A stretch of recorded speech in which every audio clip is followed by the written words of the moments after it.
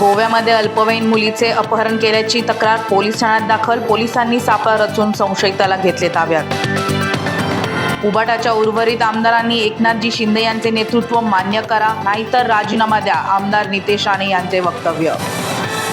आमदार नितीन तटकरे यांच्या हस्ते विकास कामाचे उद्घाटन. अंदाजे 1 कोटी मंजूर निधून विविध सुविधांचे भूमिपूजन.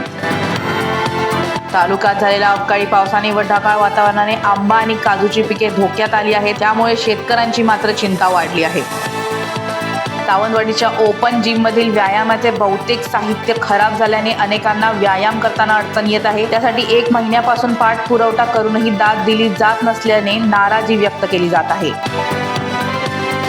सावंतवाडीतील नागरिक व सामाजिक कार्यकर्ते यांनी एकत्र येत भारत संचार निगमाच्या कार्यालयात जोरदार धडक दिली. तसेच जर BSNL सुविधांची निर्मिती केली नाही तर भीक मागो आंदोलन छेडण्याचा इशारा. आमदार अपात्रतेचा निकाल लागला त्यानंतर राज्यात शिंदे गटाकडून जल्लोष तर ठाकरे गटाकडून निषेध होत आहे. असाच एक कळवा नाका येथील निषेधाचा बॅनर सर्वांचं लक्ष वेधत आहे.